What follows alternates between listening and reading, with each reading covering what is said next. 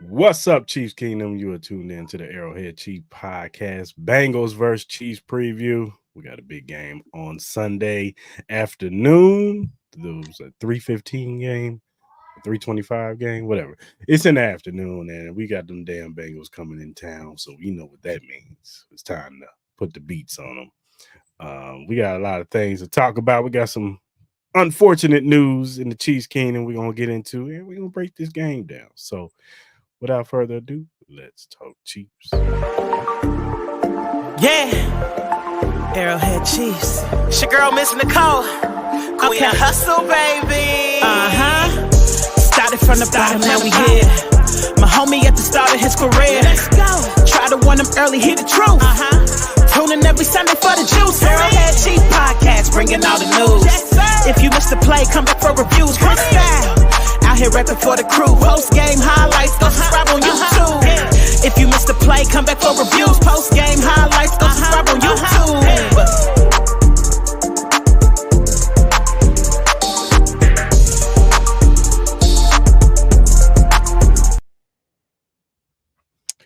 And we are back. Arrowhead Chief Podcast, Bengals versus Chiefs preview. Got the gang up in here. Wildcard Mar, what's going on, brother? Man, always a great time. Chop it up with y'all fellas here. AHC, and of course, hey man, talking Chiefs football. Only thing getting better than that is I need me a Michelle. That's about it, dog. Michelle. Shout out to That's about it, dog. And we got DJ Ant in the building. What's going on, DJ Ant? Oh, all is good over here. Shout out to the Rebels. Wow, that's all I can say. Hey man, hey Kansas. What's up, y'all? I guess we stand for something over after all. Used to be University of not a lot of victories. Now they out here 3-0. I'm like, all right. They look good. They look good. Might get ranked. Yeah, then they usually get pummeled every time. So we'll see though. I think this team a little different. They might be. They showed something last year, and they back at it this year. So, all right, fellas. We're gonna go ahead and get into the bad news first. Hollywood Brown. News came out today that he is going to be put on IR. The injury that he suffered in that first preseason game ended up being worse than expected. It was I guess what's it called, the SC joint. Yeah. Is this still not healing right, so they have to do a surgery on it. Word is that it's going to be a couple months.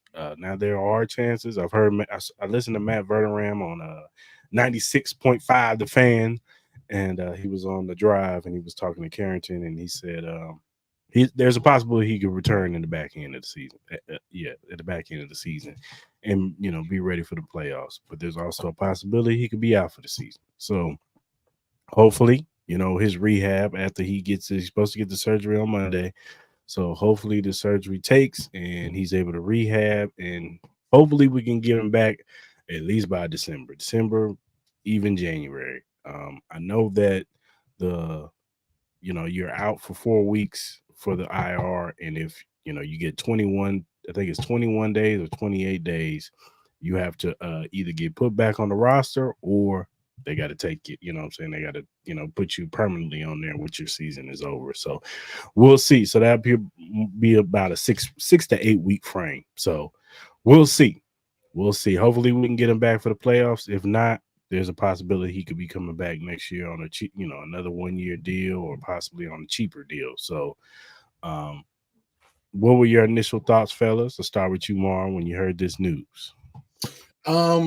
A little disappointed because obviously just as a football fan, I was hoping to see this Chiefs offense at full strength with Marquise Brown. Obviously, the Chiefs offense looked pretty good, pretty solid last week against Baltimore, and I was hoping to see that another level of adding, that other deep threat with Marquise Brown and seeing how it was going to, keep defenses honest. But it's not season ending So that's the plus about this situation.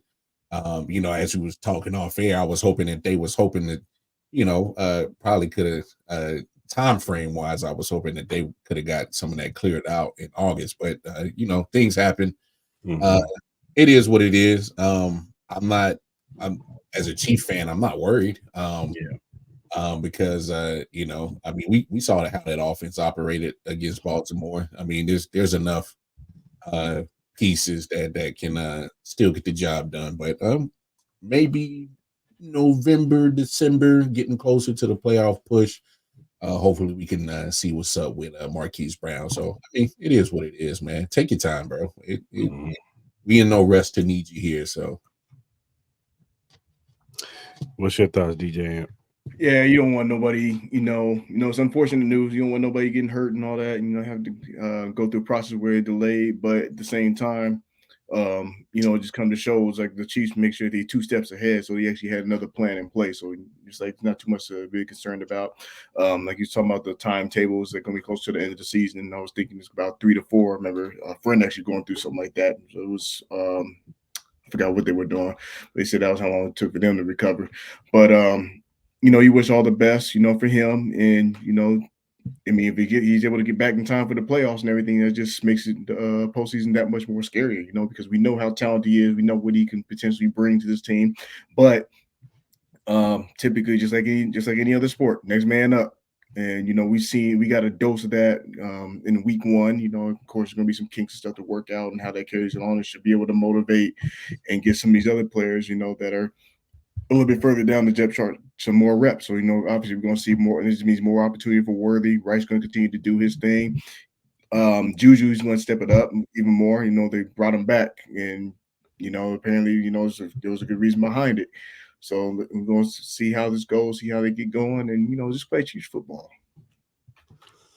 Yeah, it definitely was a bummer to see him go, have to go to IR. I was really excited to see him come back at least for the Atlanta game. But I'd rather see the man get healthy.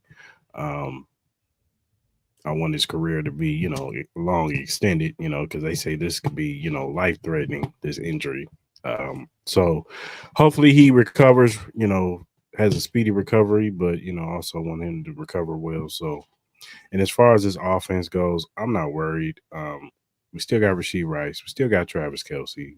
Xavier Worthy looks like he's more than capable of performing in this offense. They played him 67% of the snaps on Thursday. So obviously he's picking up the offense very well. You got Justin Watson. They signed Juju for insurance, McCole Harmon for insurance. So I'm not worried. Then plus you add Pacheco and Samaj P. Ryan to that. Noah Gray. They're gonna probably get him more touches. Carson Steele might even get a little couple plays here and there. So I'm not worried about the offense whatsoever. As long as you got Patrick Mahomes, Andy Reid, and those, Travis Kelsey and Rasheed Rice. we did it last year with those with those two. So add Xavier Worthy with his speed, and we should be fine. So uh so the Cincinnati Bengals are coming into town, and I wanted to talk about this rivalry between the Chiefs and the Bengals. It's been going on since 2021 when they beat us, and then they beat us again in that playoff game, the AFC Championship game, should I say? Then they beat us again in the following regular season, and then we end up getting them in the AFC Championship game, and then we beat them last year. Of course, Joe Burrows wasn't playing; it was Jake Browning, but we ended up beating them, and so here we are. Once again, Chiefs Bengals. I think it's probably still one of the more, even though they played terrible last week. I still think it's one of the more interesting games of the week. People are still intrigued by this game because they want to see how Joe Burrow performs. Is he going to bounce back? And can this Chiefs team take advantage of a wounded Bengals team? Because no T. Higgins. Jamar Chase is still trying to get in football shape. he didn't do no training camp, no practicing really. He was limited in practice last week. Really didn't get too many snaps and not too many things thrown his way. And then the secondary pieces on their team is just not up to par with a T. Higgins. Their running game is not what it used to be with Joe Mixon. So, but this rivalry is still ongoing. Jamar Chase is going to say what he say. I don't care. I'll get into what Cambridge Taylor said a little bit later. But overall, in totality, and we all know how we feel about Bengals fans. What are you guys? Do you feel like this rivalry is still one of the top rivalries in the NFL? I mean, considering last year, it seemed like an awkward layoff where, they didn't have their top players, stuff like that. It was obviously we had Burrow missing, and I said that like when they released the schedule last year, I'm like, why they haven't playing them so late? And then this year we're talking about why they're playing them so early. And you want to have them in the middle of the season so that where at least both teams find their stride and whatnot. But that's on the schedule makers. That's on them how they do it. Even just like looking on paper, all the things that they're dealing with and whatnot. People's like, the Bengals going to talk. The teams are going to talk. They're going to say whatever, talk their trash. Go ahead, do you and everything. At the end of the day, you still got to play a football game on the field for 60 minutes. As far as with this rivalry concerned, the Chiefs, they're going to shut up and they play football. They understand, Burrow's one of the only quarterback that really has a winning record against Mahomes. So, it's more of a statement for him. We can always talk about bulletin board material and everything as far as whatever the Bengals say, whatever Chase says and whatever. Sometimes I just think they just do that, just kind of mess with the media so that way media can hype up stuff anyway. When it's all said and done, though, because, even if you just kind of look at the players that are actively on these teams, as far as that know and understand the rivalry. Obviously, Mahomes and Kelsey. You have a few people on that line that understand the magnitude of the rivalry. You got to put people up to speed, like Worthy. This is his first game kind of experiencing this rivalry, I guess if you want to call it. And then the Bengals, for the most part, if they can stay healthy, they somewhat have an understanding of it. That's my biggest issue. And then you can say whatever say whatever they want to say. I think I want to say about what was those 3 of those. I think all 3 of those. No, 2 of those were actually at there was in their house, but then I remember the first part, the first game though, and was it the 2021? Was it 2022? One of those that was when the some suspect officiating. We can talk about suspect officiating, all that, whatever. But for what it's worth, I kind of really don't care about the rivalry. I'm looking at where they both are right now and how they're performing as of lately. And Bengals, you can call it a rivalry, whatever it is, but they at the end of the day, they still got nothing to show for it unless we include dust particles. Cool, whatever. if that's what we're gonna talk about. But if you want to look at the tail of the tape as far as them going into it, we always said that this Bengals team, they always start out slow. It's like it takes some time to find their stride and whatnot, and all these close predictions and stuff like that. They did not look good at all. I was kind of watching, seeing what they were doing against the Patriots last week. I was watching that earlier. It's kind of like on a little replay, and I'm thinking to myself, the Chiefs have the better defense, they're a healthier team, more time off because they played Thursday. Bengals played on Sunday. Because they're healthier in key positions. Really, this is Kansas City's to pretty much throw away, if you ask me, when it's all said and done. Regardless of who said what, who did what, 3-1, 1-3, 2-2, who cares? It's whatever. I would not be. I'll say this. I would not be surprised if this game got ugly fast. I would not be surprised. Because some of the stuff that this Bengals team was doing, in their game against the Patriots, they cannot afford to make those mistakes. And I probably say the biggest thing that I saw from Kansas City, as watchers of it, was just the way that they didn't show killer instinct and they had a rough closing to the both halves. That's probably my biggest criticism that I got to say about both of those games. But I think Kansas City will be locked in. Pat will be locked in. So it's funny. I was seeing like a little clip and everything. He said, how Pat Mahomes locked in. He do those things with the fingers and stuff like that. I think it's going to be strictly a business beating for them. I think they're going to take care of it. It's not going to feel like a rivalry. I think it's just going to be just another game. What you think, Mar? Man, I just gotta be honest, man. I don't even really think this is a rivalry. Like, look at all these times that the Bengals have beaten the Chiefs. It's a 3-point game, and more than not, the Chiefs have beat themselves with stupid penalties and stupid probably play calls from Andy and just questionable decisions. I mean, if it really goes the other way, man, the Chiefs are really, this is a landslide in games if the Chiefs really focus and handle their business. I mean, this is probably a sweep. Honestly, I'm just because I mean we seen all the games. I mean, I honestly feel the Chiefs killed themselves, especially that championship game. That was the worst second half we ever seen Patrick Mahomes play. It was actually the first game and the second game went exactly kind of the same way. Same way, yeah, exactly. In that year in 2021. So, look, man.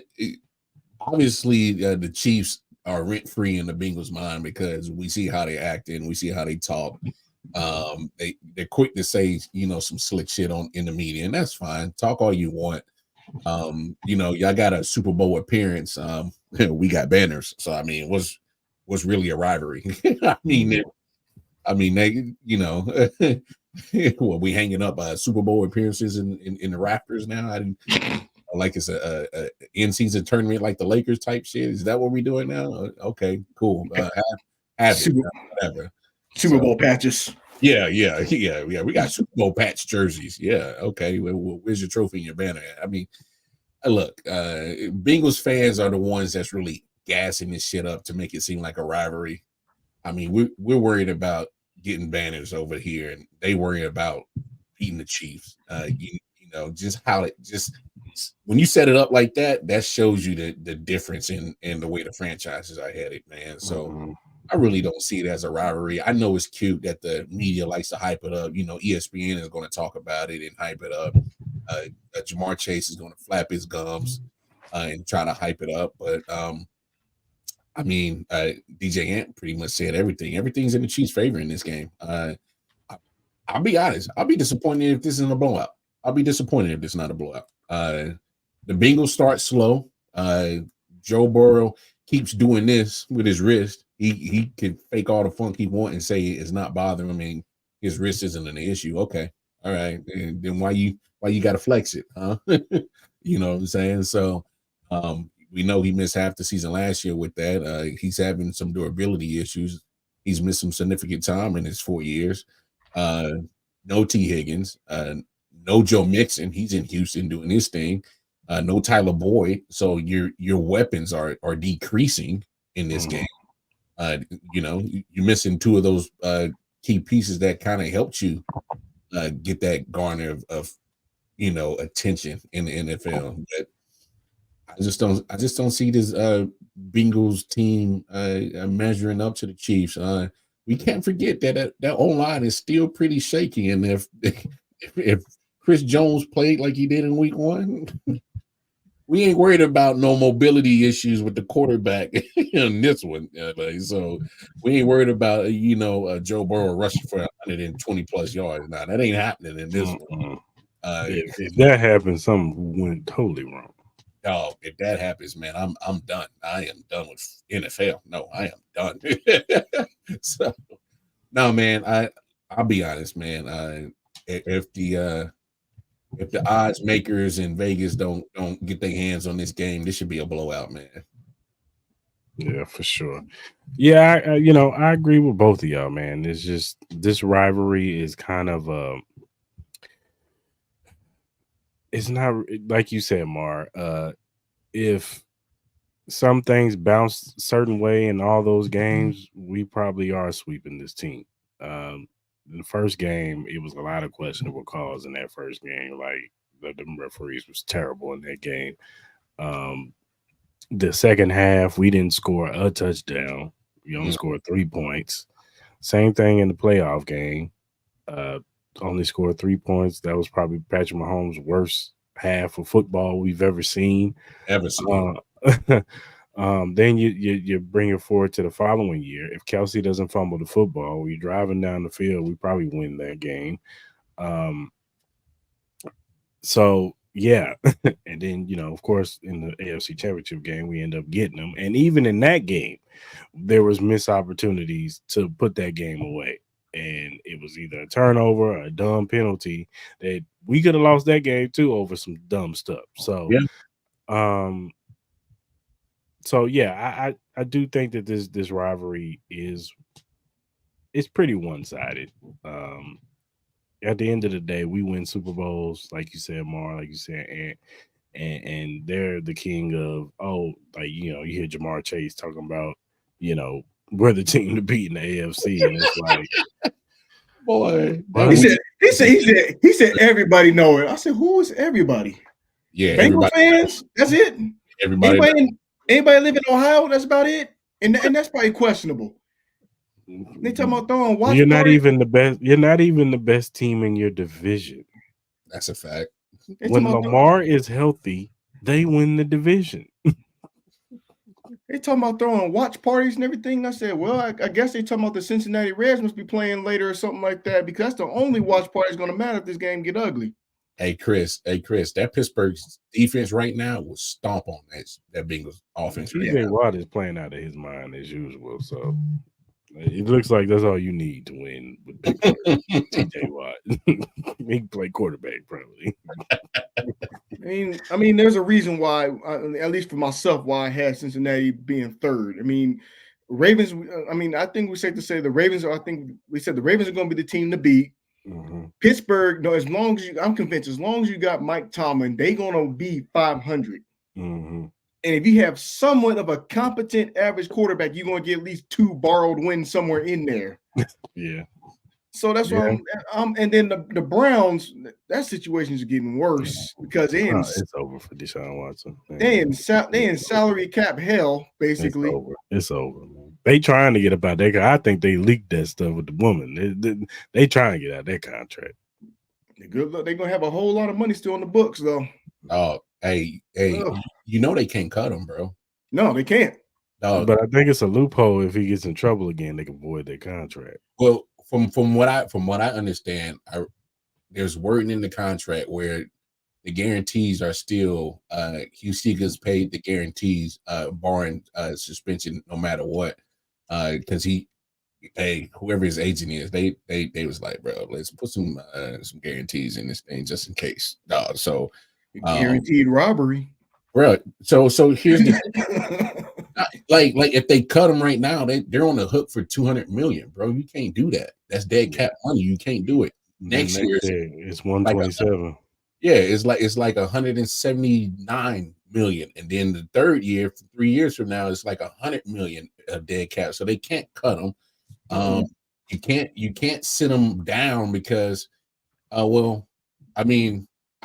made a take on my show. I mean, I would probably go with Jameis Winston and sit him down because I'd be like, I could justify sitting down 27.9 million of a cap hit this year because I got 13 games of evidence that he's just not playing well now. But you can't do that the next 2 years. That's $73 million to the cap. You can't sit him down on the bench. I can justify 27.9, but no, man. Cincinnati is just, it's cute. It's cute. All the trash talking is cute. It makes for the Jerry Springer ratings of the NFL. That's cute. But it's when we talking football, like you can talk about all the head-to-head times they gone and Burrow's up, and that's fine.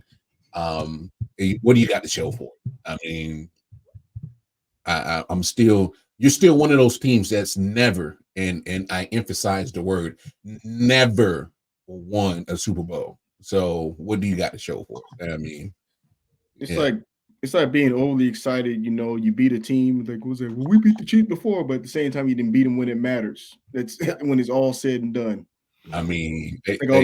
All these annoying Raider fans talking about we beat you on Christmas. Yeah, but where were y'all in January? They was getting ready for the draft. The crazy thing is the Bengals is like the homie in high school that finally got some cutty from the doorknob that everybody, hey, bro, no, we been had that, dog. You finally got some. Oh man, stop, dog. You ain't doing nothing. Yeah, they're a mess over there. They're a mess. But let's talk about, you guys mentioned it a little bit. The Bengals slow start. The Bengals are 1-10, I think, in the first 2 weeks of the last few NFL seasons under the Zach Taylor era. So, what do you guys equate the slow start? Is it coaching? Is it just because they don't, do anything in preseason? Because Andy, he's old school. Andy wants to do preseason, and even and the people, Pat and Travis and all the people, except for Chris, he didn't want to do training camp this year, but he had the injury. He didn't want to do training camp, but for the most part, everybody buys in and does training camp. They do the preseason because they want that timing down. And offense is a little bit different than defense. You got to have that timing with your receivers. And no, it's not real football, but it's still live bullets coming at you. So you still can simulate somewhat of, a football game. So, Andy is real old school in that. Whereas in a lot of teams, and not just the Bengals, there's a lot of teams that sit their players and you could kind of see it. It takes them a minute to rev up a little bit. Their timing is off. They may miss a receiver wide open or whatever because they ain't practiced that. Maybe they've only practiced it in training camp. And, that's different. It's not the speed of the game. You're not having the fear of somebody hitting you. So the Bengals, they always start slow. Joe Burrow always looks terrible in the first 2 weeks of football, and then he light switch clicks on and he starts looking better. But do you guys equate that to coaching or something else? Man, I think it's a little bit of everything because, and this is not just to the Bengals. This is more so a testament to the league overall because they're not putting on pads the way that it was like 10, 15, 20 years ago and all that. We're being a lot more cautious and stuff. They were trying to figure out a way how we can prevent some of these injuries because you got people getting torn ACLs or torn Achilles and, in training camps and things like that. And before then, your season might be over already. Always did believe that the Bengals are a rhythm team. I think sometimes it just takes them make 3, 4, 5 games or whatever, or they get blown out. I think usually when they get that first blowout is when they usually finally wake up. Then they'll put up a string of like 3, 4, but then it comes back to the health. Like as far as they stay healthy? And part of the repair that they've been trying to figure out is how to fix the old line. We even talked about this, I think, on the last show. It's crazy that with the Chiefs, it took them one off season to figure out this offensive line and how to deal with these woes and everything to protect Pat and keep him healthy.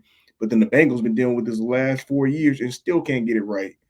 And Burrow still dealing with his wrist and still getting hit and all this other stuff. So it's just a combination of just so much coming at them. You can argue coaching. You can argue the way that they take the season. Sometimes I do feel that some of these teams, they do take some of these first weeks for granted. They tell me, we get hot when it matters. They always talk about, how what matters most is how you perform in November and December. And I think Stephen A was kind of alluding to that too. Saying they usually get out to these slow starts, but then when it comes to November, December, January, they finally keep going. But the fact of the matter is, can they be healthy? Can they do all these different things? But it all has to work out, basically all in one, all together. And, they're already dealing with these lingering injuries, with Higgins already as it is, and these contract disputes, which, say what you want to. I do believe Chase should get paid. I do. They should have been took care of that, but that comes down to the ownership and wherever they see it as a priority. So I get it. Maybe it might be a little bit different had Chase gotten paid. Maybe. It's a possibility. Chris Jones had his own perspective. He basically proved the point. Like, look, I was like, I'll sit out these first couple of games and everything. You saw the hole, and then as soon as he stepped right back on that field. And the crazy part about it was he worked on that whole incentive-based contract and whatever. He said, look, now do you believe me? They took care of it. They did. They took care of it.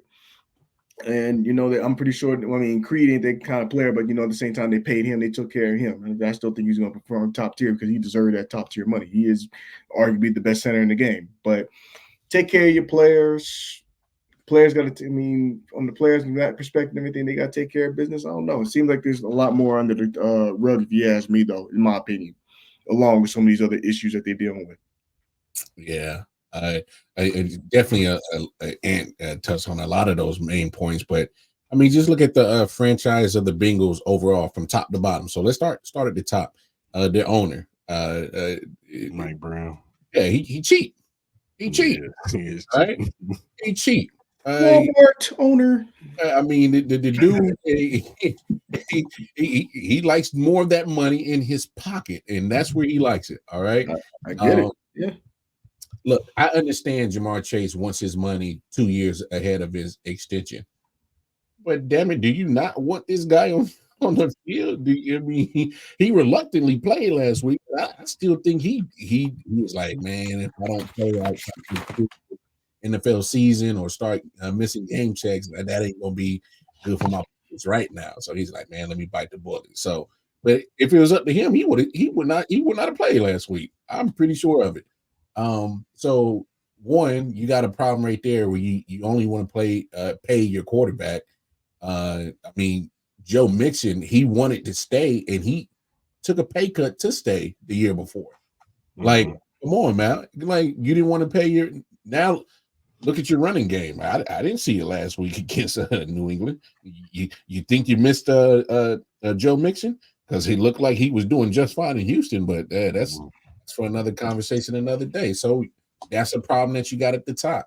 Then you look at coaching. I understand you want to protect your players in preseason. You don't want to get them hurt, but sometimes you're doing a disservice is because, like you said, Chris, you're not getting in the rhythm, and it happens. Like, I can understand if this was a one-time occurrence. This is every year under Zach Taylor. Like, eventually you got to, why are we getting to a slow start? Maybe I should change some shit up. Maybe. But, I mean, go ahead. You got it. Whatever. you keep it up. That damn Super Bowl appearance ain't going to keep you in that damn coaching seat too much longer, bro. So, yeah, these slow starts always bites him in the butt because now you're behind the 8 ball, and now you're in too much of a tough division to always keep fighting from the back. Like, come on, man. I mean, the only time you like stuff from the back is if you Uncle Shay Shay. That's it. That's it. So they got it.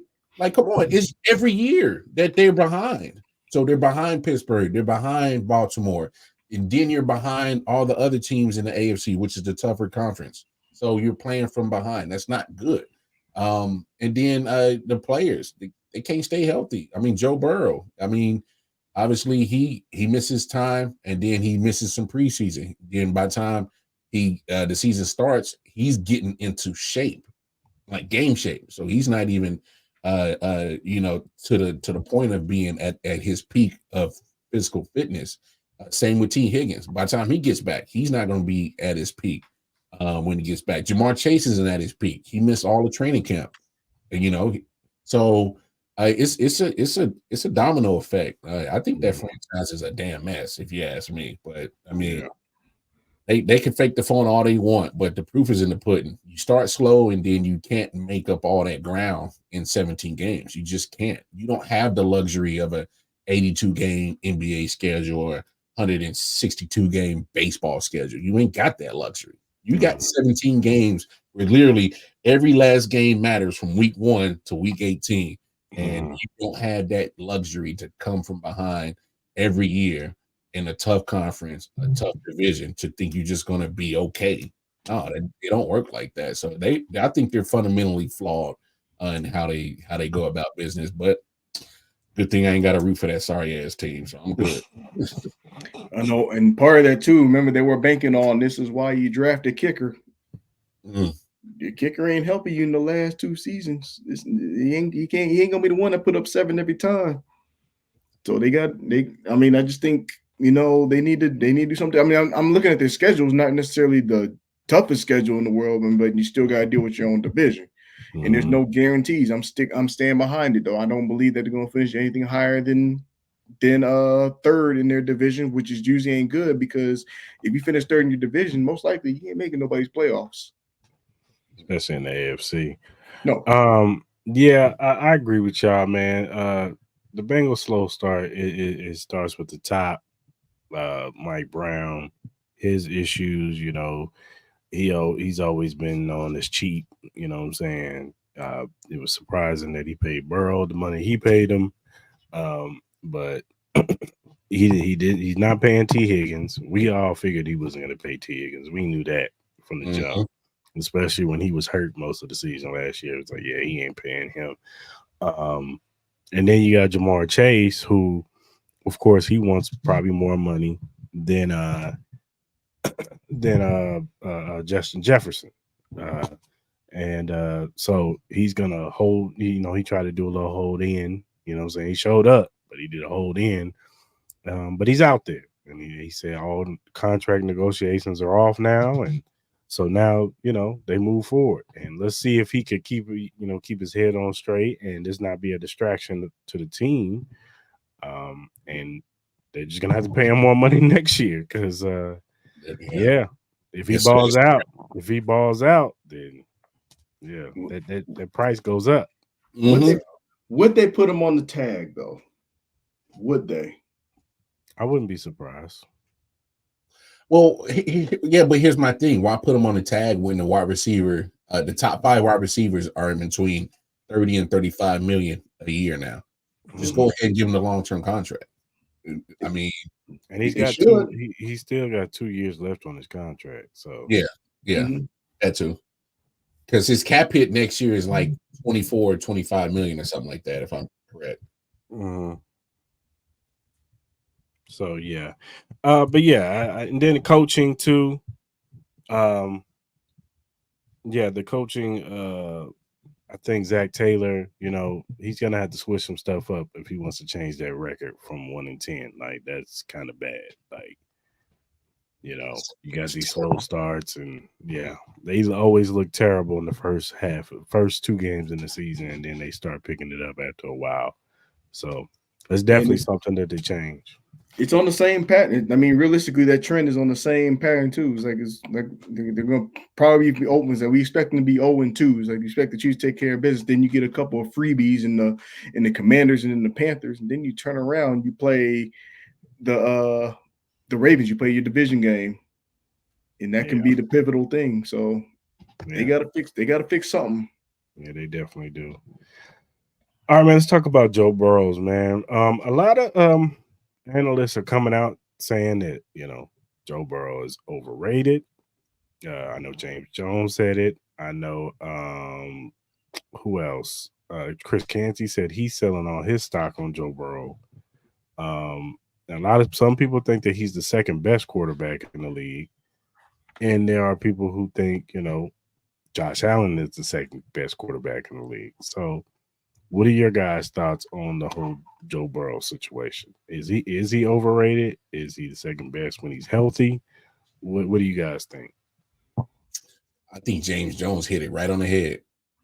He hit it right on the head. If it's Lamar Jackson, the sports media world, they on his head. If it's Anthony Richardson, if it's Bryce Young, they on his head. If it's so and so. I just think at some point we just got to be realistic. One, he's a durability issue, which you can't ignore. I mean, at some point you just got to be honest. Like, are you going to ever be 100% healthy? You can't ignore that. The guy's been in the league 4 years, and he's pretty much only played for two and a half of it. So when he's healthy and he's playing, I think he's top 5 quarterback for sure, without a doubt. I mean, he's cold blooded. He's scared of no moment. There's some throws and things that he does. I'm like, oh, okay, I saw that. But I mean, are we living just off of 2021? Because I'm really, this is my honest opinion. We're really basing Joe Burrow off of one season in 2021 and that Super Bowl year. Other than that, I know they made it to the AFC Championship game the next year, but he didn't play well leading up to the injury last year. His rookie season wasn't too bad, but I mean, you got to be available to be one of the best, man. And I just think it's like, yo, he got to start getting some of this criticism. Just like I feel Justin Herbert should get some criticism. We keep talking about we talented this, we talented that. Okay, you got to put it all together, and that's not just one season. It has to be on a consistent basis. If I can get more consistency for Joe Burrow, I would have no issue with putting him in the top 5 quarterback list. No issue at all. It's consistency.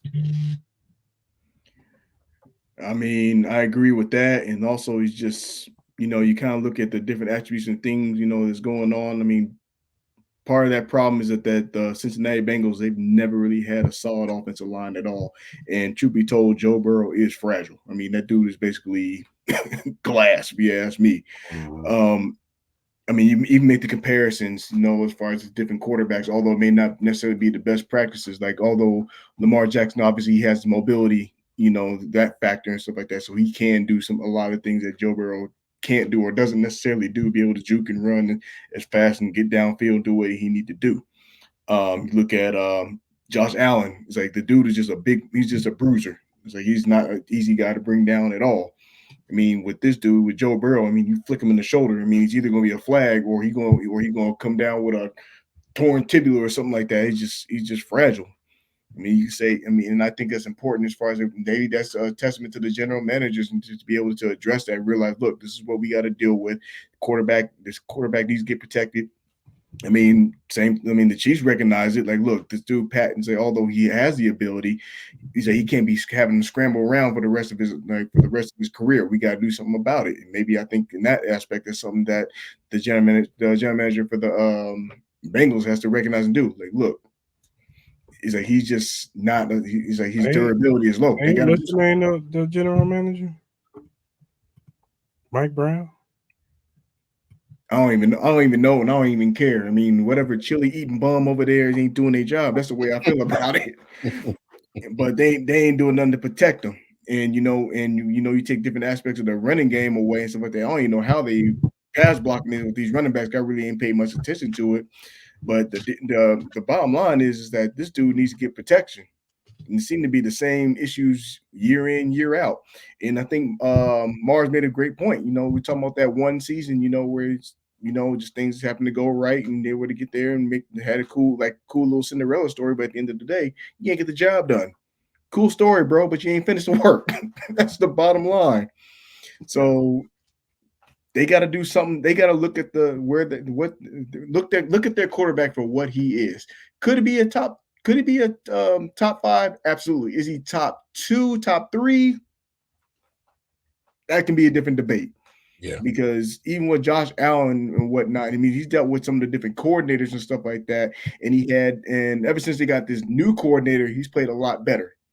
Yeah. And we always said, and I've always been a firm believer in that, truth be told. It's like even when I said when Dable, and he might have, I think a lot of other people said it too, is that when Dable left, I said this dude might actually regress because Dable actually found a way to be able to deal with some of those turnover issues, some of the different things and decisions. Then he left, and then that other coordinator, it was Dorsey, I think it was, that came in. And Dorsey.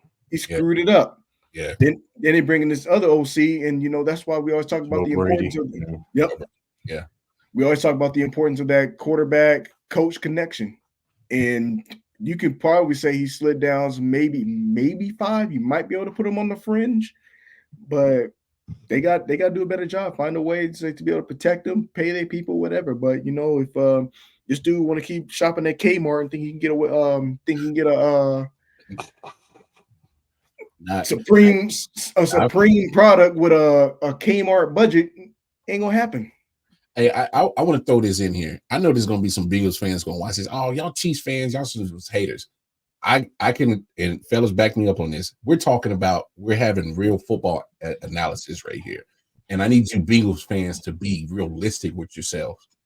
Like, stop with the favoritism and the tribalism, and just look at the scene of what you are absolutely seeing with Joe Burrow.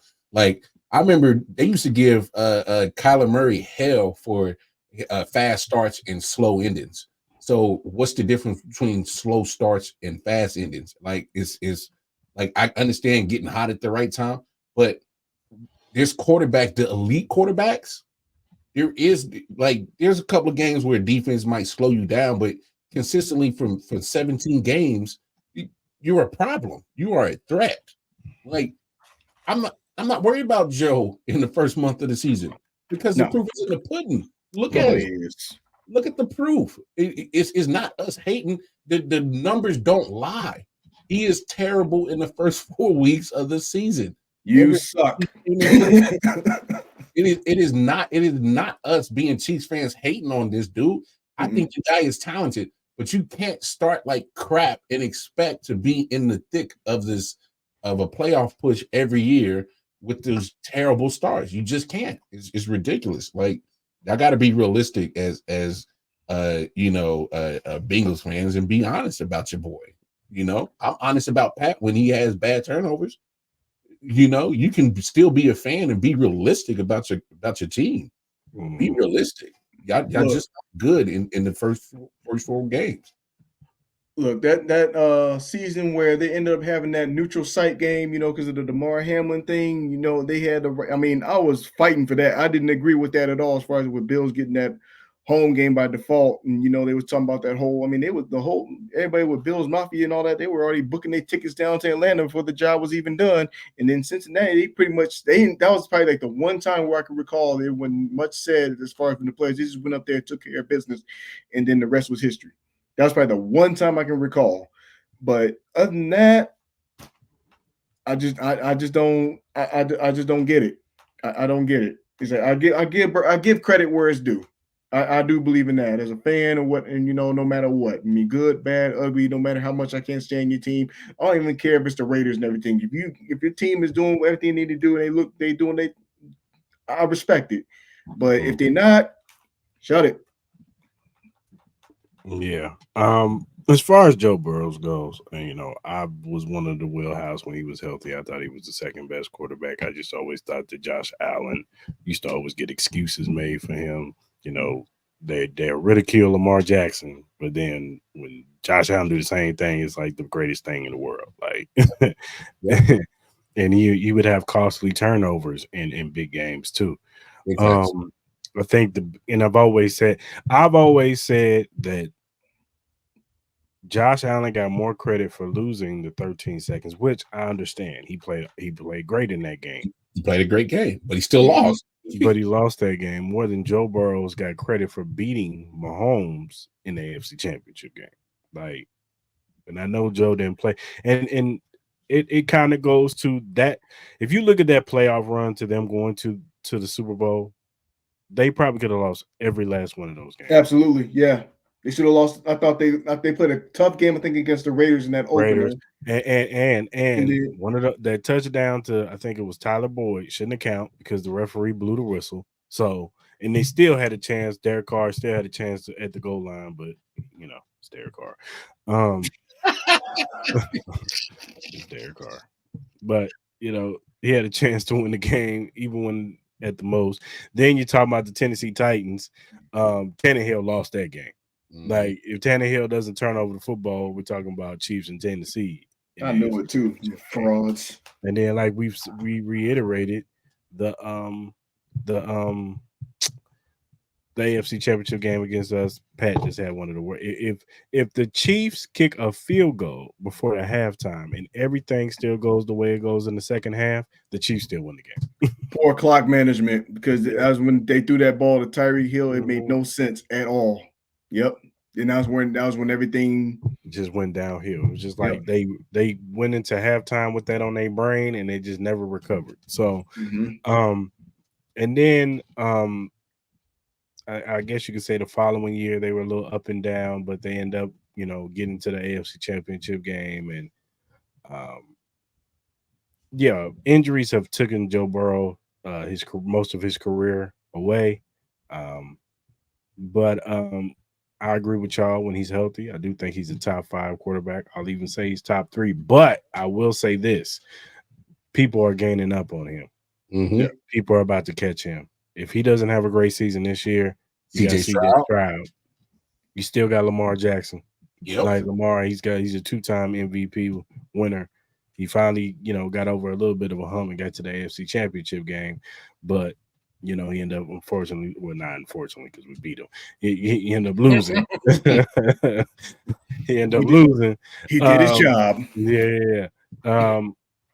And there's other young quarterbacks that are upcoming, man. That if he has another down year, if they don't make the playoffs, we could be talking about other quarterbacks, in this, overtaking those spots. So it's going to be interesting to see how he bounced back this year from that injury. I know you guys talked about it. He was favoring that wrist.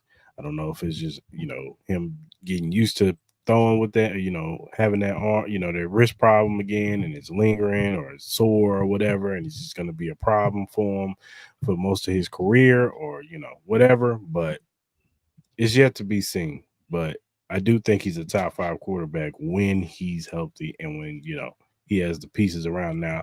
Unlike the other parts, like the Mahomes, the Lamar Jacksons, Josh Allen, and a few CJ Stroud, because CJ Stroud's he's not the most athletic guy, but when he needs to run, he will run.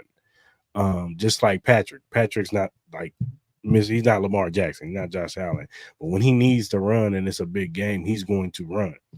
Joe doesn't have that. Joe can run a little bit, but he's not them. his whole wheelhouse is kind of, I'm not calling him Tom Brady, but it's Tom Brady-esque. Like, he's accurate. He can throw in the middle of the field. And that's always been his thing because he doesn't have the biggest arm, like Pat or Josh Allen. You know what I'm saying? He doesn't have the athleticism like Josh Allen or Lamar Jackson. So, like I said, it's yet to be seen with Joe Burrow. All right, fellas. Let's talk about some key players to this game, man.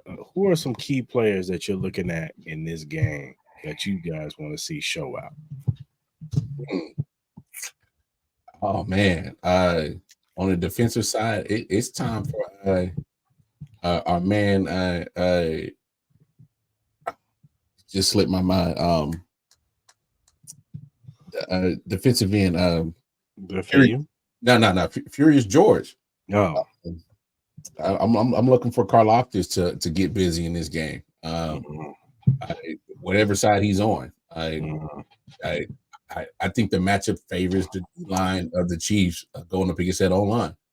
Obviously, it's easy to say Chris Jones is going to have a big game, but that's expected.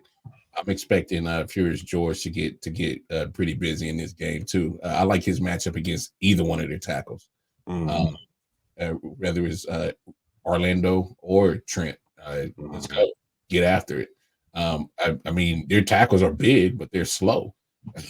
They are slow. I mean, we know enough of Orlando Brown Jr. to get past him. We know enough. So he doesn't scare me as a tackle. And Trent Brown, I just think is just a big body. If they're if what favors the Chiefs D line, and this one is, I don't think they can get the running game going. And I'm hoping that they can. They couldn't get it going against New England. And so take away what Lamar did. That was some designated run plays with Lamar, and a lot of that was just scrambling drills. If you look at the actual running back position, Derrick Henry gets 13 carries for 46 yards. They contained him. So they don't have no Derrick Henry. They don't have nothing that scares me in the backfield. Like I said, Mixon's gone. So yeah, let's get it popping for Furious George, man. Get busy this Sunday, man. Let's see here. All right, we already know the tail of the tape. Bengals came out slow. I mean, they started out 0-2 last year. This team, Burrow got sacked 3 times. That number can easily rise to about 5 going against a better defense this week. So I'm not even gonna call out a name. It's just gonna be in the trenches, like Mar just alluded to. I would not be surprised if they got at them very quickly, and then that sack number in the first half alone was somewhere around 3-4. I would not be surprised. On the offensive side, offensive side of the ball, with their D tackle being out for Cincy, it's the Pacheco 100-yard, 1 touchdown, maybe 2, depending on how many trick plays Andy Reid calls. When and where, and if Pacheco's boosters are working this week, because he can be caught. I think he's going to have 100. I think he's going to have 102. I think it's a big day for him. And side note to that, because of the sense it's a rivalry game, Kelsey going to get 1 because he was quiet week last week. Yeah. On offense, it's definitely going to be Rashee Rice. I think Rashee Rice could have a big game over the middle, matching him up with those linebackers. I just think that he's going to have another field day in the middle of that field. Kelsey, too. Mr. Marcus. I can hear I hear what you're saying about Pacheco. I wouldn't be surprised if Pacheco has a really good game, too. And I'm just let you know, Cambridge Taylor, you put this on yourself. So you said my guy can only run straight. Well, that's okay because Andy gonna run him straight at your ass, right straight at your ass, and see if you can catch him. He gonna run him straight at you. If he run past you, I don't want to hear your mouth. So you put this on yourself, sir. You did that. You did that to yourself, and he might hit you with a double move just for shits and giggles. Just say, yeah. I can only hear one straight, huh? Hit you with the stutter step. Right? Rashee Rice got your ass last year. You forgot about that. Sure did. Yeah. Okay. And on defense, I'm with you on the trenches, man. That defensive line is going to create havoc on Joe Burrow. He's going to be under duress. He's going to have to get the ball out quick. And if Trent is locking down Jamar Chase, which we all expect him to do, and those other weapons are not going to be, something that we are scared of. You know what I'm saying? Like Jermaine Burton. I forgot the name of the one dude. The other dude is a white dude. I forgot his name. Yeah, him. We're not scared of him. You know what I'm saying? Like, we're not scared of none of their receivers. Jermaine Burton may have a future down the line because, he is talented, but he's raw talent. So it's Jamar Chase or bust. And if Jamar Chase has a big game against us, that's the only way they're going to beat us. So, I those are my key players of the game for sure. All right, fellas. Chiefs win on offense if Mar. Oh man, I piggyback off of Ant, man. Chiefs win if get that running game going. I did not like the fact that as a team they ran for 72 yards last week. I did not like that. Let's give me a. I'm gonna call it. Give me a north of a $125. If we go north of that, then that means the playbook is wide open, and at that point, it's a pick your poison type of situation. So, give me a $125 as a team collectively to run the ball, and even if it's 100 of that is Pacheco, I'm fine. It's sprinkle in a little Gator man in there and every now and then. So, and hell, Samaje Perine, a former Bengal. And him get some touches. Get that game. Yeah. Let Samaje get some of that action too. So yeah, man. If they get that running game going north of a $125, they got this game handedly. Go ahead, man. Bottom line is the Chiefs should win this game. I think it's more so of how it needs to be done. And for once in your lifetime, please, Andy, play calling and everything. Stay on that gas pedal, baby. Get this team to show some killer instinct one time in your life. Mm-hmm. because these these dramatic, only up by a touchdown. It should be up 14, 17 points or something like that. It's a little ridiculous. And then you want to throw in a trick play. I should have known a trick play was coming in that first half. I should have knew.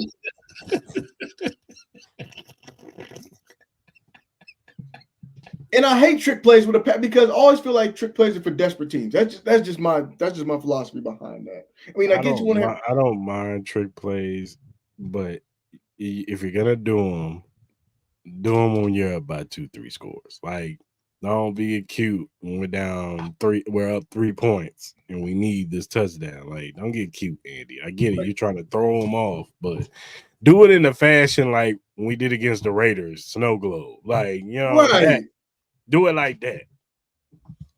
But just get to the Kansas City Chiefs offense. Take care of business. You don't have to do all this. Have some fun. I get it. I don't expect no behind the back passes. I don't want to see a pass from Pacheco. I don't want to see none of that crap. Let Pacheco do his job and run the ball. I ain't gonna lie. I would love behind the back pass against the Bengals. They better be up. They better be up. Straight to Kelsey or Xavier Worthy. Just pew, and run it right past Cam Britt-Taylor. Well, let them be up by at least 20 some odd points when that happens. But this game, this game should not be close. I mean, don't get me wrong. I understand, yes, they're the Bengals and stuff like that, and you expect. I mean, these teams, they don't want to be embarrassed. I get that, but you have every bit of thing working in your favor for the Kansas City Chiefs. Like I said, you have more rest. They've been off since last Thursday. Bengals have been off. You'll have their standard week. You got the healthier people in the key positions. There's no excuses there. Take care of business. Get it over with. Stop messing around. Stop playing with your food for once. Mm-hmm. I should be able to, I don't know, take out the trash, do some chores and whatever, come back, and then the score be like that the margin should be a lot bigger. Something. Not this whole they still got a chance, and then there's 6 minutes, and then I should not see that.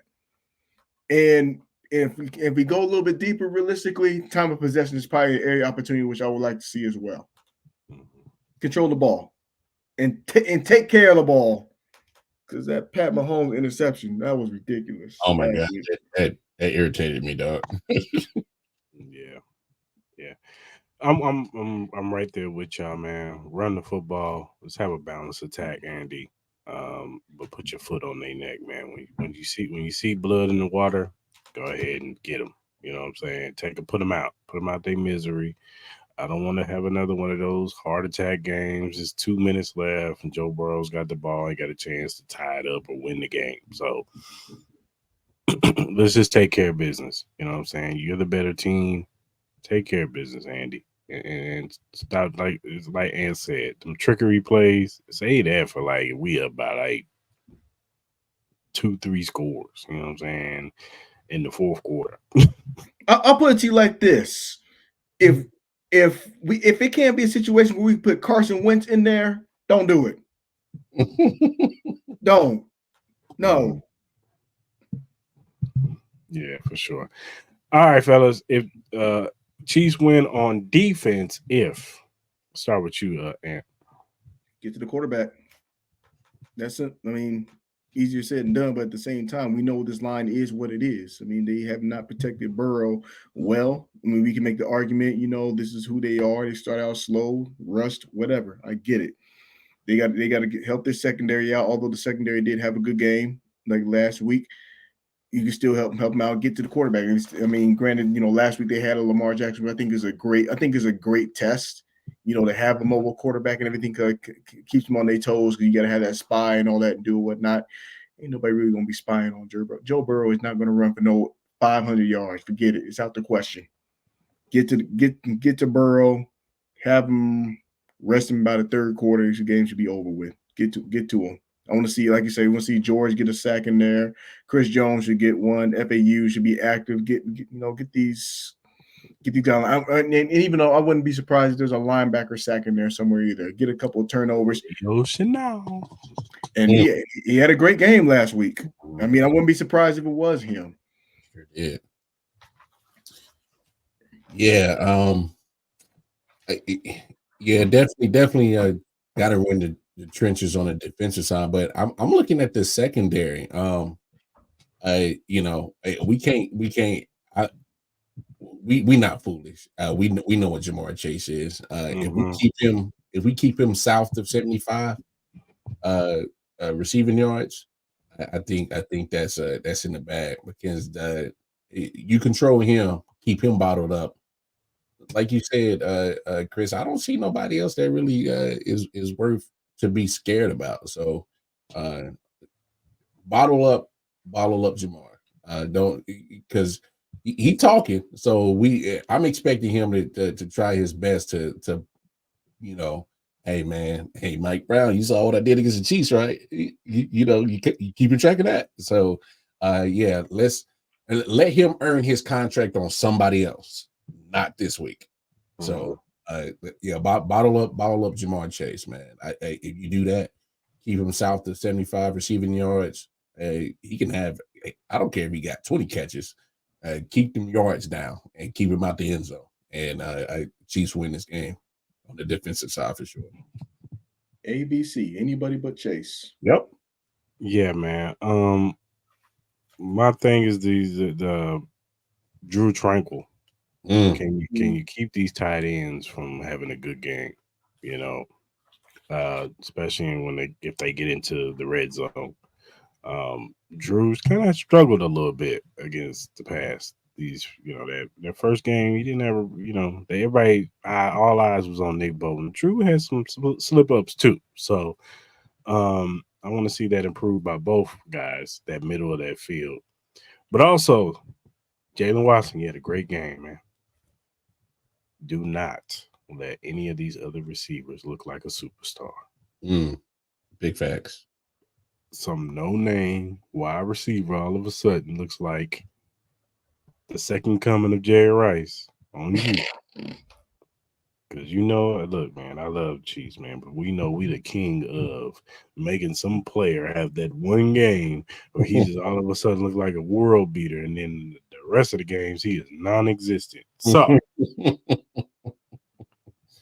Jalen Watson, you did good, baby. Stack on it, man. Do not let none of these other receivers look good against you. So, because I'm not worried about the trenches. I think the trenches is going to take care of itself. But they're all going to be, it's football. There might be an opportunity where Joe throws it down the field and sees somebody open. Jalen, don't let that be you, man.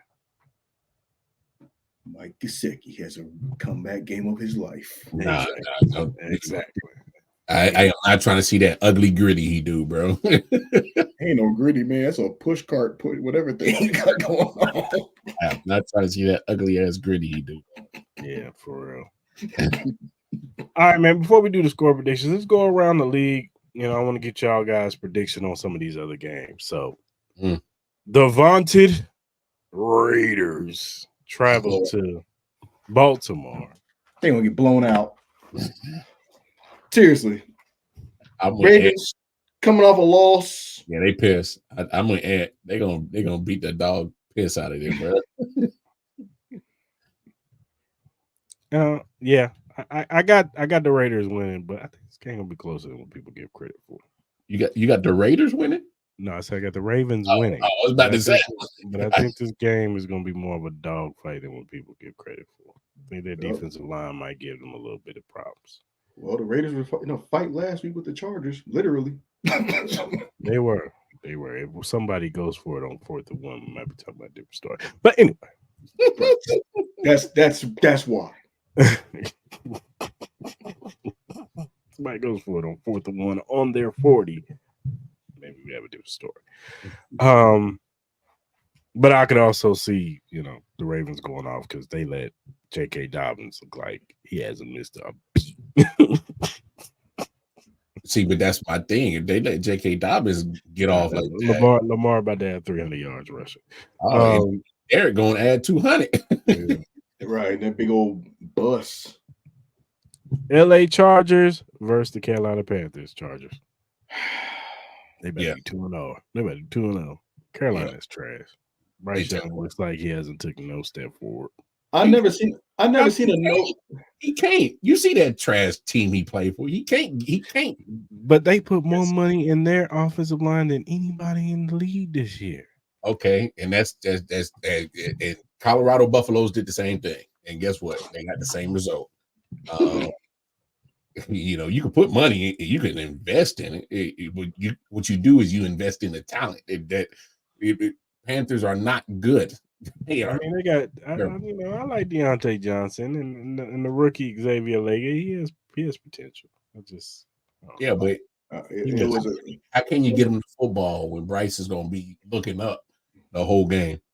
I never seen a quarterback complete a pass on his backside, laying down, looking at the sky. Never seen it.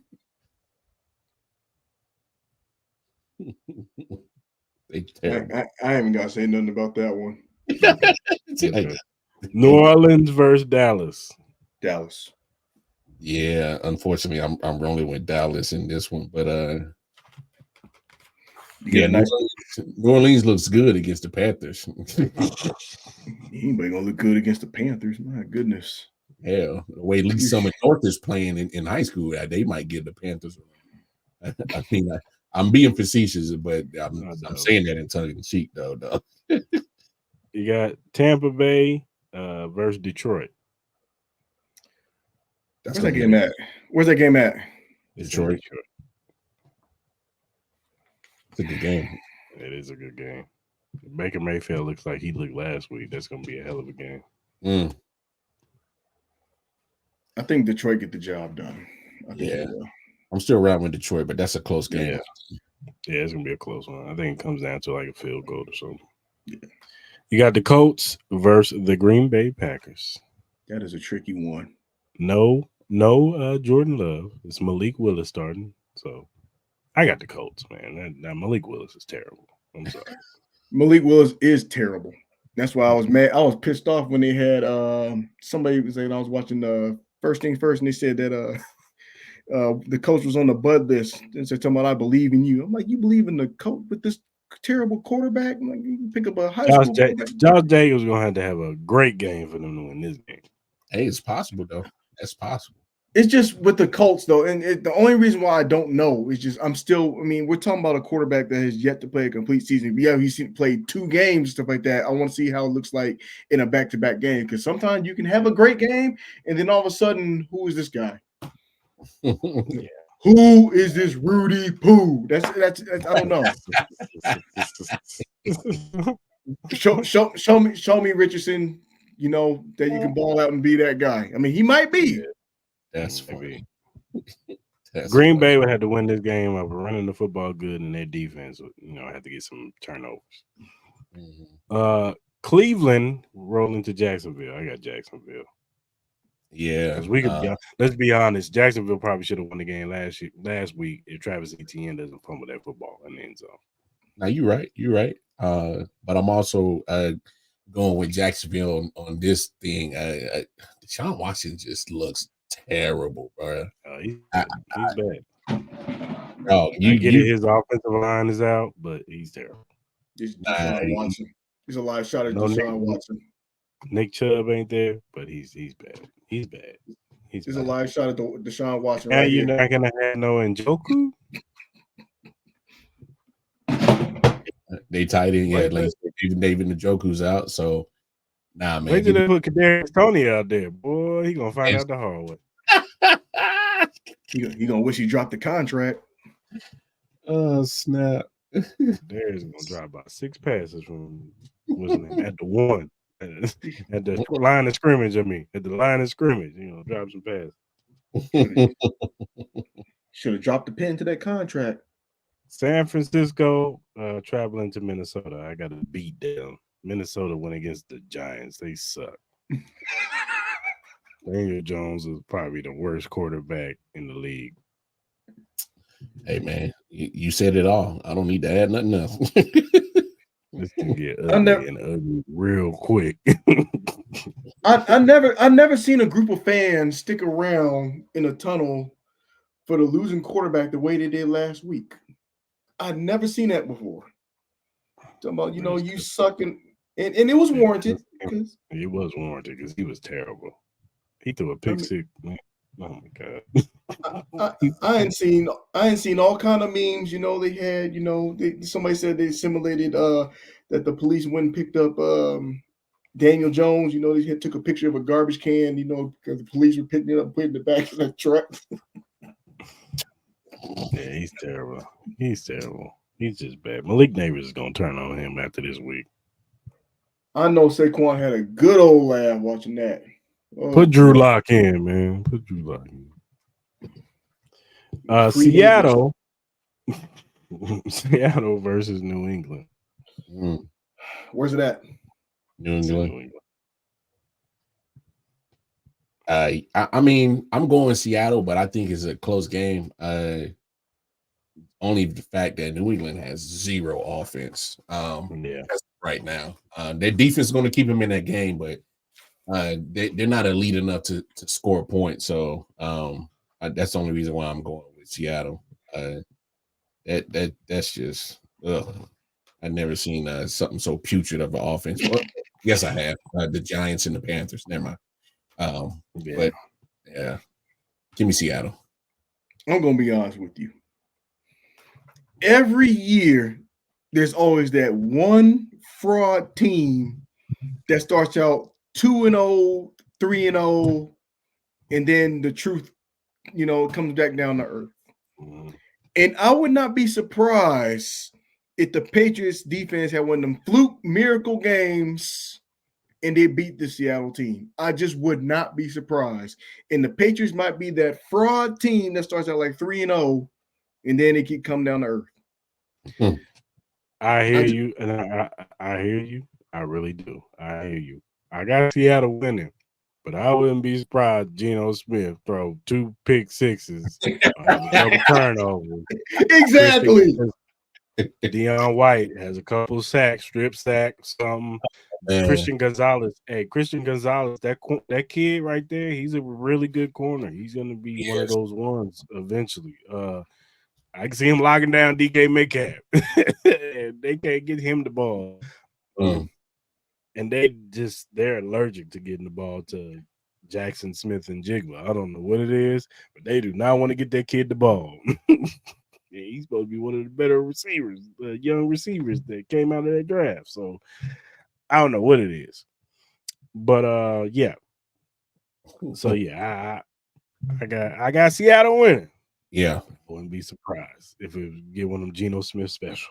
The Geno Smith special was wild, bro. Yeah. Piping hot, not the stove. You got the Aaron Rodgers and the New York Jets versus Will Levis and the Tennessee Titans. Honestly, I don't know who's gonna win this damn game. I don't. Jets should win this game.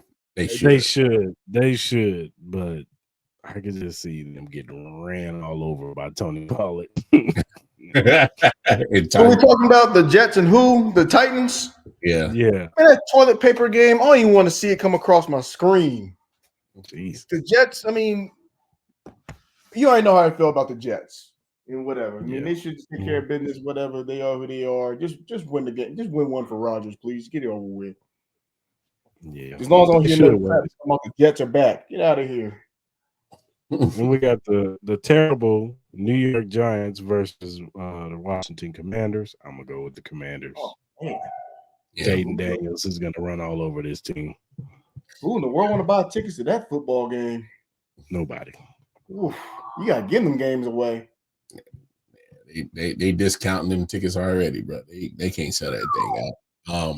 Now Washington should win it. I don't see why they shouldn't win this game. That Giants team is terrible, man.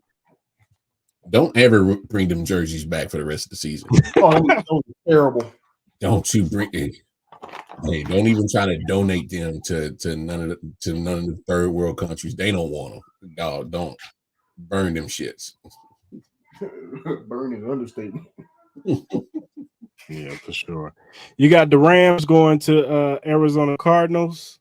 Arizona probably should have won the game last week. if Kyler Murray Rams hits. got a ton of injuries. Yeah, they just poop. They do, but the fact that what made it so impressive last week is that they hung in that game and they fought. That's what made it so impressive. They did. I don't know who's gonna win this game. I really don't. I'm gonna ride with the Cardinals, man. Yeah, that's what I was thinking too. Yeah, I'll get the toddler to win for this week. I'll give him a break. The toddler is wild, bro. That is wild, bro. Yeah, I mean he can barely ride the teacup ride, so I'll give him this win. Hey, when you say that, you know what it reminds me of? Remember on How High when the midget jumped in Mike's hand? Yeah. Hey, ready, big?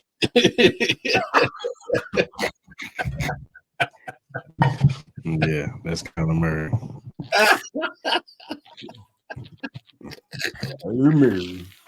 He is one of the shortest dudes ever, but he has one of the deepest voice ever. It's crazy. It's like how I felt watching that Ludacris video, like when they had Move, and then you find out I-20, you expect a big fat dude, and you see that's who it is. I felt so disappointed. Looking like a midget for my necklace. Like what? Yeah, I-20 didn't look like how he sounded. Not even close. I was disappointed. All right, you got Pittsburgh traveling to Denver. Man, look, TJ Watt about to win this game on his own. Bo Nix about to get sacked 7 times by TJ Watt. 3 of them gonna get taken back for touchdown. They're gonna win this game. Justin Fields is gonna have a stat line of 9 for 9, 153 yards, no touchdowns. Yeah, 80 yards rushing. Yo. Yeah, Tomlin, he ain't gonna mess around with Najee Harris is gonna rush he's gonna have the hardest and toughest 50 yards he's ever rushed for in his life. 3.7 yards a carry.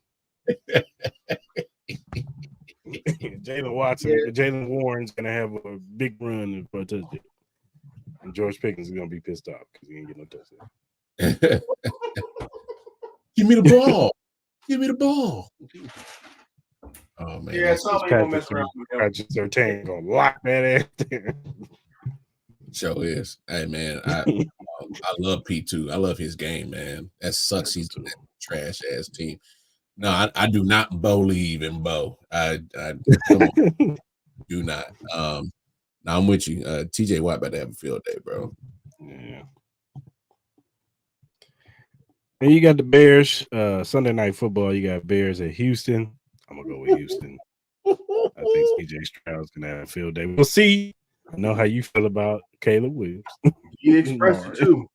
Hey, Houston about to be on that boy. Oh, dog. Hey, Daniil Hunter. Hey, if TJ Watt gets 7, Daniil gets 4. And then everybody else chips in a second. Will Anderson, too. Yeah, Will Anderson gonna get 4 too. So there's 8 sacks between the two of them. There's 8 right there between the two of them. Because hey, the Bears can come on, man. And that's not even a good defense. They got bailed out by Will Levis. So CJ Stroud about to carve that defense up. The offensive line is trash. Roma Dunze is questionable. So is Keenan Allen already questionable. Yeah. Usually we ain't practicing like that. You got a rookie quarterback. He usually don't go well. Nah, it ain't gonna be ugly. And I can't wait because I'm gonna laugh it up because I've been trying to tell these people about Caleb Williams. Y'all putting too much stock into this boy too early. Right? Yeah, I'm gonna regret saying last week I gotta wait and see. I said maybe it might be a fluke if you're right. What do you mean that man threw for 95 yards last week? I know what was up. I gotta watch it. I mean, I really don't pay attention unless I hear some, like the ticker going off or something like that. But I'll pay closer. That's a 10 o'clock game. No, this is a Sunday night game. It's gonna be on. Oh, that's a night game. Oh man, in front of everybody, and I can't wait. Forced to watch it? Well, I guess. I mean, you gotta watch them fall on their face somehow. All right. And then Monday Night Football, we got Atlanta Falcons traveling to the Eagles. I got the Eagles winning this game. Yeah. Bird trap game. This is a primetime game with Kirk Cousins. Enough said. Enough said. Enough said. That's all you need to know. Kirk ain't Saquon. 100. He's not even close. He's not. He's not. He looked like it. He look old. He look like a 36-year-old man coming off an Achilles tear. Unless So, something all right. drastic. Last but not least, fellas, what's the score predictions for our game? 31-10 Chiefs. Woo. Woo. What's that based off of? Oh no, well, I'm giving them 10 off at garbage time because Andy's gonna let off the gas and Spaz probably might let off the gas in the last 2 minutes of the game, and Bengals might get a little cheap ass touchdown. That's about it. 31-10. Pat's gonna throw for 3 TDs.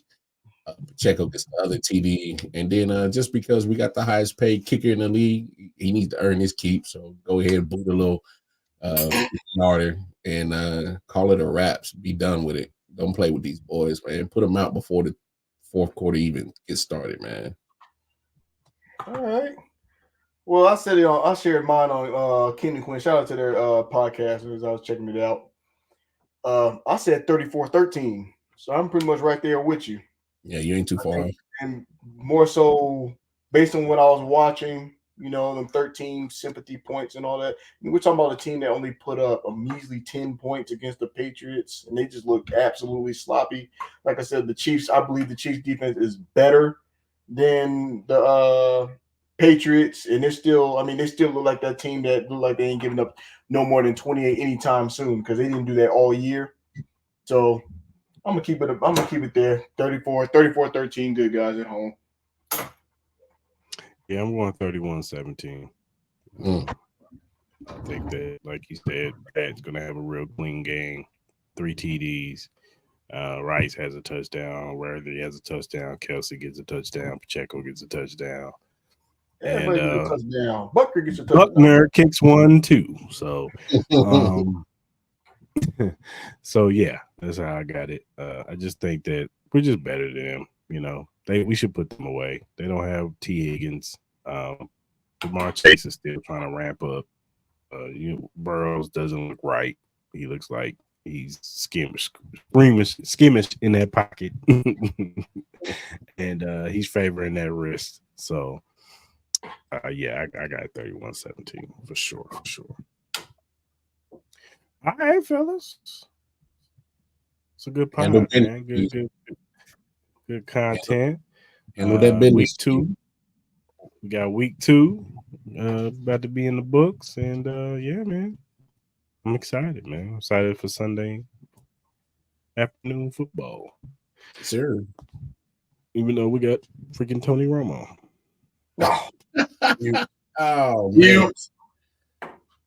Yeah, I should change my score now because when he gets around, he be jinxing the shit out of us, bro. I don't know. What do you do? I might be able to get the direct hit. Well, never mind. CBS will take over that. Never mind. So much for that. Dang it. I don't know. It might be a hold. Shut up, Tony. Man. Hey, that's cool. I don't know, guys. It's just shut up. It's the Andy Reid special, guys. Oh boy. Man. That's crazy, bro. Yo, he sounded just like him, bro. That's how he sound. I don't know. Right.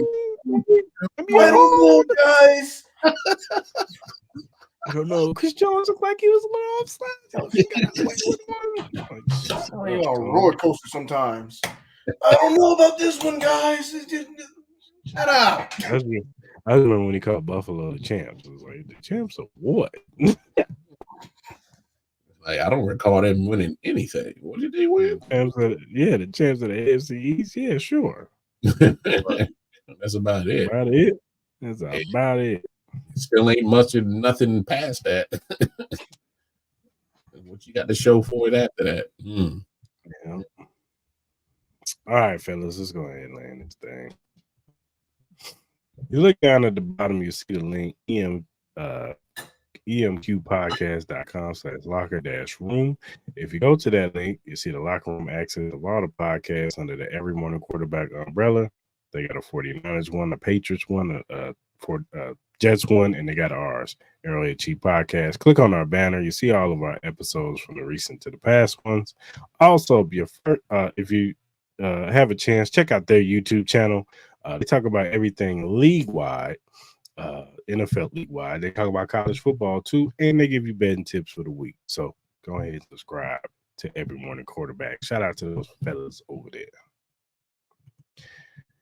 And whatever streaming platform you use, whether it be Spotify, Apple, Google, Amazon, iHeartRadio, whatever you use to do your streaming, your platform, your podcast on, the Chief Podcast is on there.